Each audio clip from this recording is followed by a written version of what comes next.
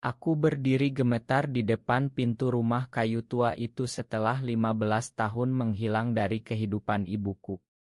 Saat pintu terbuka dan ibu memelukku dengan air mata berlinang sambil berbisik, "Anakku pulang," aku pikir akhirnya damai datang, tapi kalimat selanjutnya membuat lututku lemas. "Ayahmu dulu juga mencintai seorang pria, seperti kamu sekarang."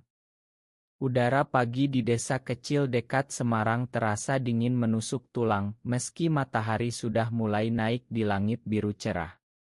Ibu Siti, wanita 56 tahun dengan rambut yang mulai memutih dan keriput di sudut mata, menatapku dengan campuran penyesalan dan kelegaan.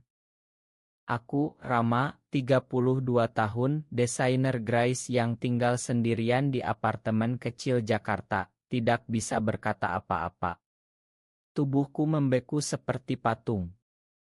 15 tahun lalu, saat aku berusia 17, ayah menemukan surat-surat cintaku kepada teman sekolah laki-laki. Kemarahan ayah meledak seperti gunung berapi, pukulan demi pukulan menghujani punggungku, dan ibu hanya berdiri di sudut ruangan dengan tangan menutup mulut. 2 hari kemudian ibu pergi tanpa pamit, meninggalkan aku dan ayah di rumah ini. Aku pikir ibu membenciku karena aku mencintai pria, karena di desa ini, di Indonesia ini, hal seperti itu dianggap dosa besar. Ayah meninggal 3 tahun lalu karena serangan jantung dan aku tidak pernah mendengar kabar ibu lagi. Sekarang dia tiba-tiba muncul, membawa tas kecil dan senyum yang penuh luka. "Masuklah, Rama. Kita bicara di dalam," katanya pelan sambil memegang tanganku. Rumah kayu itu masih sama seperti dulu, lantai bambu yang sudah usang, oto keluarga di dinding yang sudah pudar. Aku duduk di kursi rotan, tanganku masih gemetar. Ibu menuangkan teh hangat dari termos kecilnya. "Aku tahu kamu marah, Nak. Aku pantas dimarahi. Tapi ada yang harus aku ceritakan sebelum semuanya terlambat." Matanya menatap lantai, suaranya bergetar. Aku ingin berteriak, ingin bertanya kenapa dia pergi, kenapa meninggalkan aku sendirian menghadapi amarah ayah setiap hari. Tapi kata-kata itu tertahan di tenggorokan. Ibu mulai bercerita pelan seperti mengupas luka lama. Dia menceritakan bagaimana ayah dulu, sebelum menikah, pernah punya hubungan rahasia dengan seorang pemuda di kota. Ayah ketakutan, lalu menikahi ibu untuk menutupi semuanya, tapi rasa bersalah itu membuat ayah menjadi orang yang keras. Ketika ayah menemukan aku sama seperti dirinya dulu, ketakutan lama muncul lagi. Ibu tahu, ibu melihat semuanya, tapi dia tidak bisa melawan ayah saat itu. "Aku pergi bukan karena membencimu, Rama. Aku pergi karena aku takut ayah akan menghancurkanmu seperti dia menghancurkan dirinya sendiri." Air mata ibu jatuh ke cangkir teh. Aku merasa dunia berputar. Rahasia itu seperti petir di siang bolong. Ayah yang selalu mengajarkanku bahwa laki-laki harus mencintai perempuan, ayah yang memukulku karena surat cinta itu, ternyata menyimpan rahasia yang sama. Aku bangkit dari kursi, berjalan ke jendela, melihat sawah hijau di kejauhan. Jakarta terasa jauh sekali sekarang. Di sana aku punya kehidupan, punya pekerjaan, punya Rea, pacarku yang sudah 3 tahun. Rea selalu ingin aku lebih terbuka, ingin kami jalan bersama tanpa takut. Tapi aku selalu menolak, takut seperti ayah dulu. Ibu mendekat, tangannya menyentuh bahuku. "Aku sudah mengawasimu dari jauh, Nak. Aku tahu kamu sukses di Jakarta. Aku bangga. Tapi aku juga tahu kamu masih menyimpan luka." Kami diam lama. Matahari naik lebih tinggi, cahaya masuk melalui celah jendela kayu. Aku tidak tahu harus marah atau memeluk ibu. Semua perasaan bercampur aduk. Malam itu kami makan malam bersama, hanya berdua, seperti dulu sebelum semuanya hancur. Ibu memasak sayur lodeh kesukaanku. Kami bicara tentang hal kecil, tentang pekerjaanku, tentang cuaca. Tapi rahasia besar itu masih menggantung di udara. Aku tidur di kamar lama, bantal yang sama, tapi pikiranku tidak bisa tenang. Besok aku harus kembali ke Jakarta untuk rapat penting. Tapi ibu meminta aku tinggal 2 hari lagi. Ada yang harus aku tunjukkan padamu, Rama. Aku mengangguk meski hati ini masih ragu.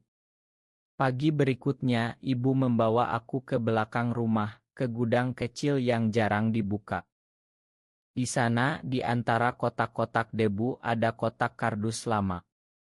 Ibu membukanya pelan.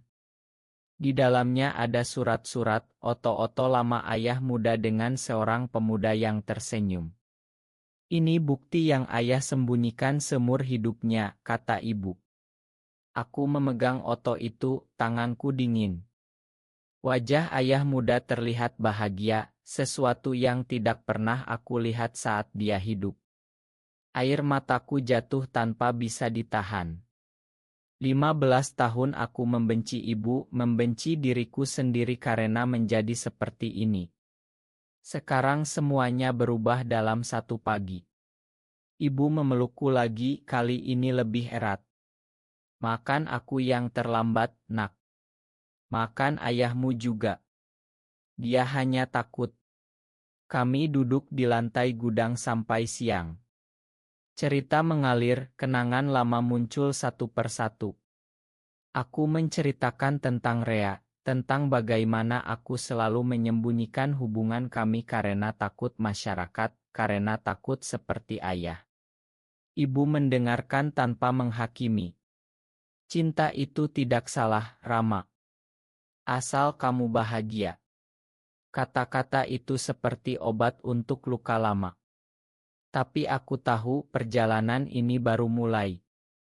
Jakarta menunggu, Rea menunggu, dan rahasia ini masih harus aku hadapi sepenuhnya. Sore itu kami berangkat ke stasiun kereta menuju Jakarta. Ibu ingin melihat kehidupanku di kota besar. Di kereta yang ramai, kami duduk bersebelahan, ibu memandang sawah yang berganti menjadi gedung-gedung tinggi. Kamu sudah besar sekali, Rama, katanya sambil tersenyum. Aku mengangguk, tapi pikiranku melayang ke Rea. Malam sebelumnya aku telepon Rea, bilang ibu pulang. Rea senang tapi juga khawatir. Kamu yakin mau perkenalkan aku? Aku tidak mau jadi beban, katanya lewat telepon. Aku belum siap. Di apartemen kecilku di kawasan Kemang, ibu melihat-lihat ruangan. Rapi sekali, nak. Kamu hidup sendirian, tanyanya. Aku mengangguk, tidak berani cerita tentang Rea yang sering menginap. Malam itu kami makan di warung Padang dekat apartemen. Ibu bertanya tentang pekerjaanku sebagai desainer di agensi iklan. Aku cerita tentang proyek besar untuk brand lokal, tentang deadline yang membuatku begadang. Tapi ibu melihat ada yang aku sembunyikan. Kamu punya seseorang, ya, tanyanya pelan. Aku hampir tersedak. Akhirnya aku cerita sedikit tentang Rea, teman kuliah yang sekarang bekerja di bank.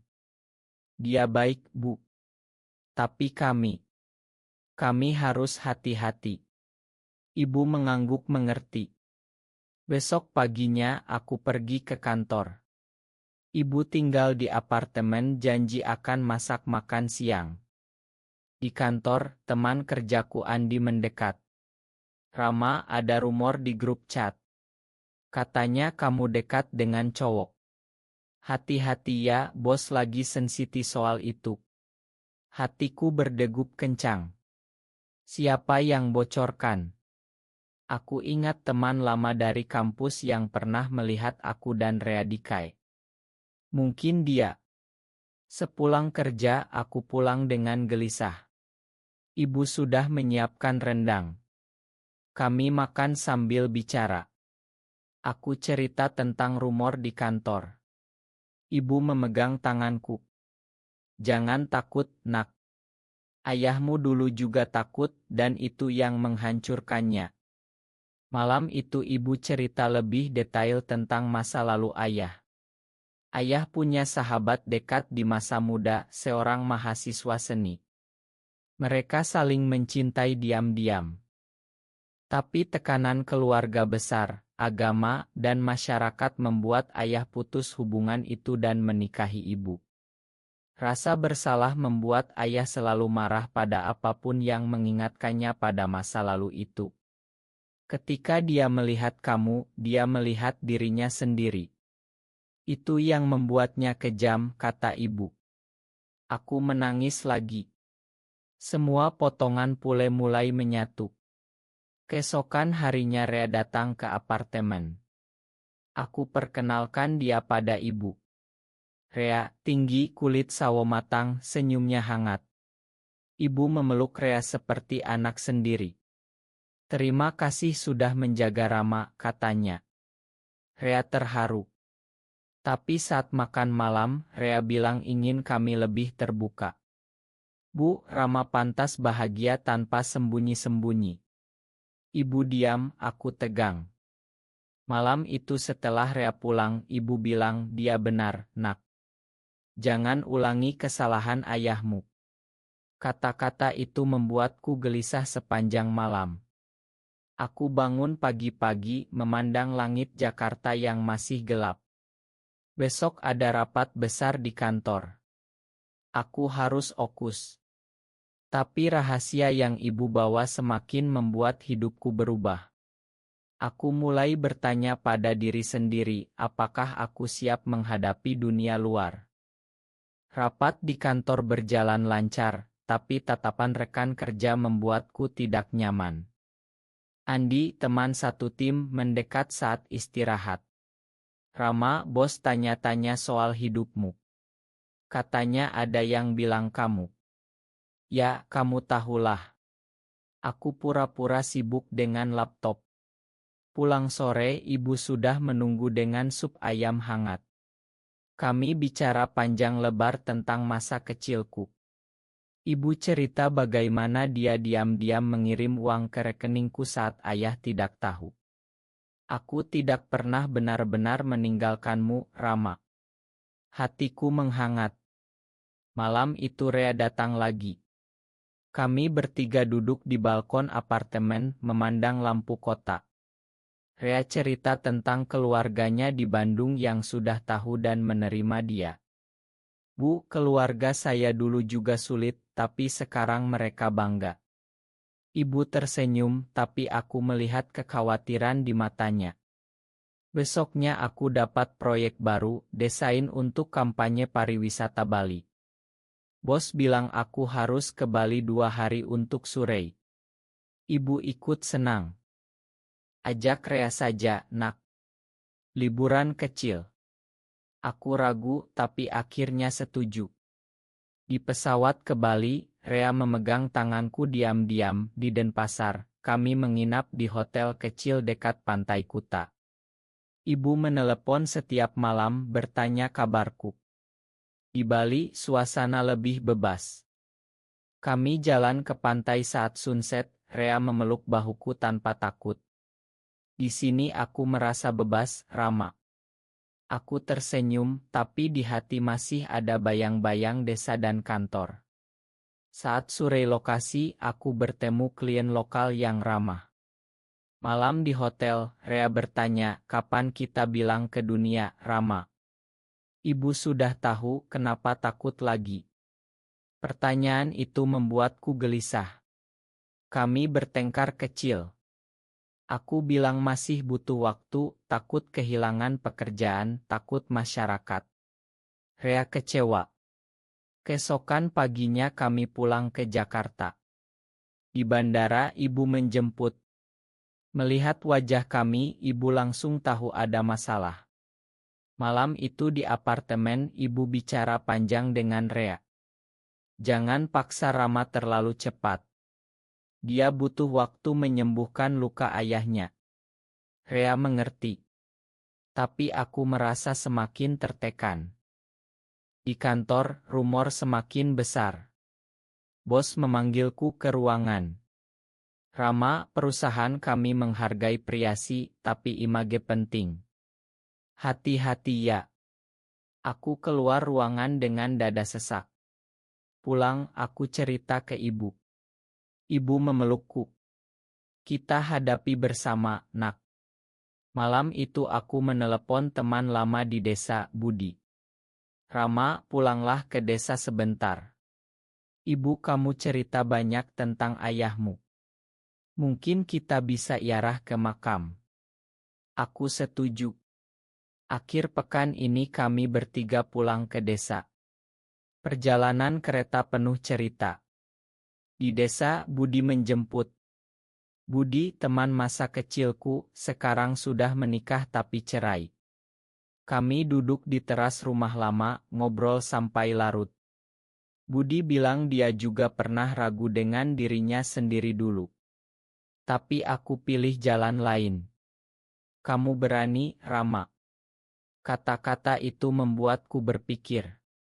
Ibu tidur di kamar lama, aku dan Rea di kamar tamu. Malam sunyi desa membuat hati tenang. Tapi besok ada ziarah ke makam ayah. Aku takut menghadapi itu. Pagi di desa cerah, kami pergi ke pemakaman kecil di bukit. Bunga melati di tangan ibu. Di depan nisan ayah, ibu berdoa panjang. Aku berdiri diam, Rea di sampingku.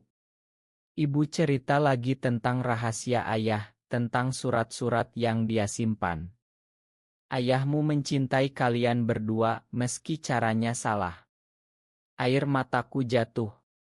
Budi ikut ziarah, dia memegang bahuku. Kamu tidak sendirian, Rama. Siangnya kami makan siang di rumah Budi. Keluarga Budi ramah, meski desa ini masih banyak gosip. Malamnya, tetangga datang berkunjung. Obrolan biasa, tapi aku merasa ada yang memandang aneh ke arahku dan Rea. Keesokan harinya, ibu sakit ringan demam tinggi. Kami bawa ke puskesmas desa. Dokter bilang kelelahan. Di kamar puskesmas, ibu memegang tanganku. Rama, jangan ulangi kesalahan ayah.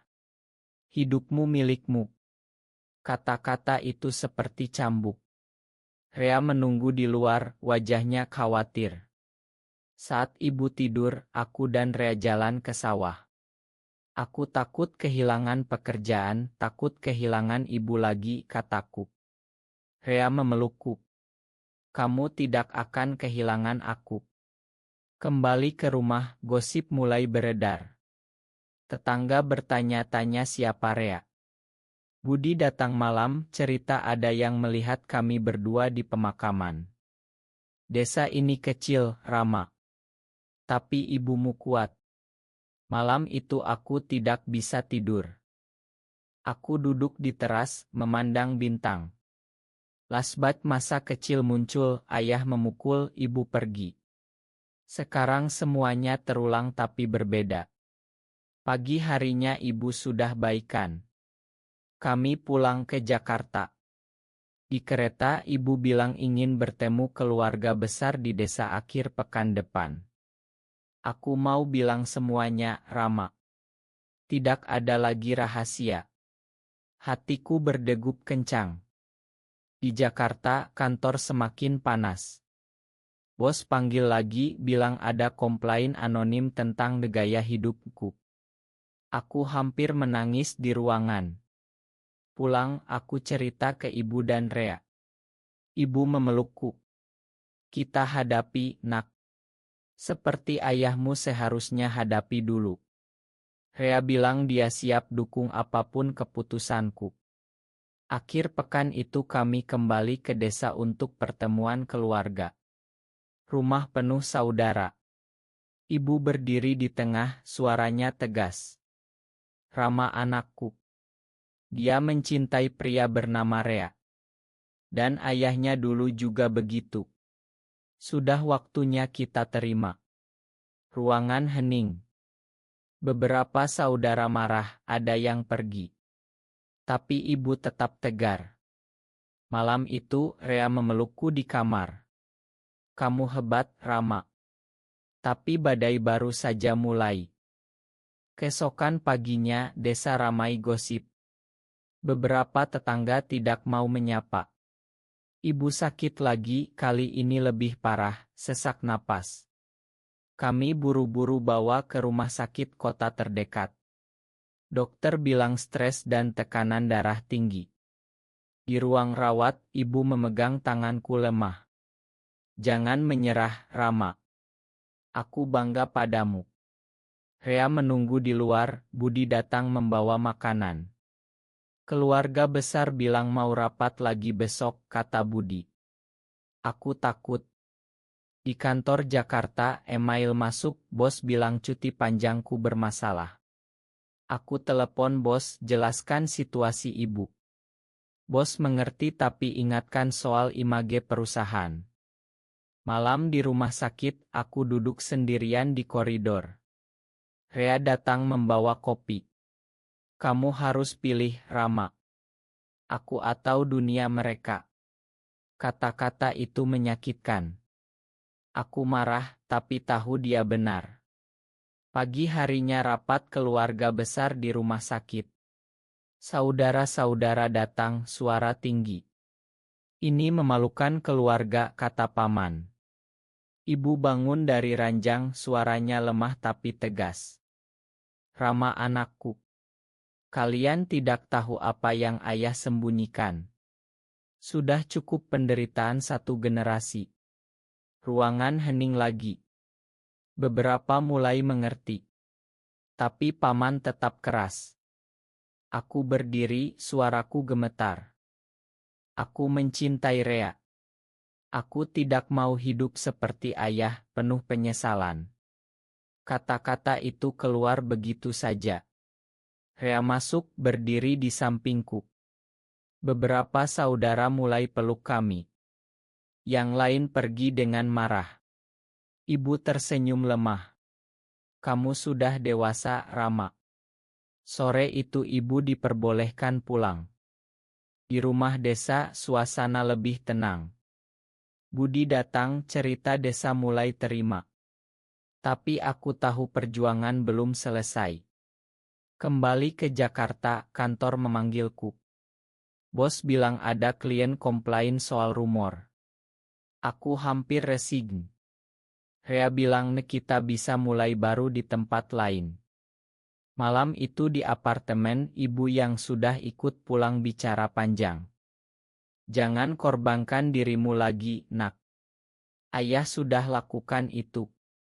Aku memeluk ibu lama.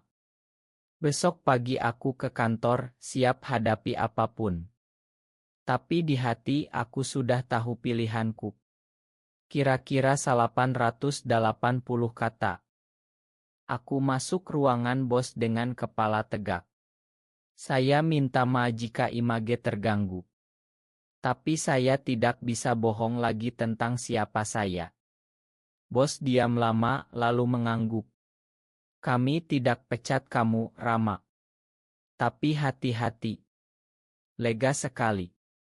Pulang, ibu dan Rea sudah siap makan malam. Kami tertawa bersama seperti keluarga kecil. Akhir pekan berikutnya, kami ke Bali lagi, kali ini liburan sungguhan. Di pantai yang sama, matahari terbenam jingga, Rea memegang tanganku erat. Aku bangga padamu, Rama. Aku tersenyum, angin laut menyapa wajah. Ibu menelepon, suaranya bahagia. Pulanglah kapan saja, nak.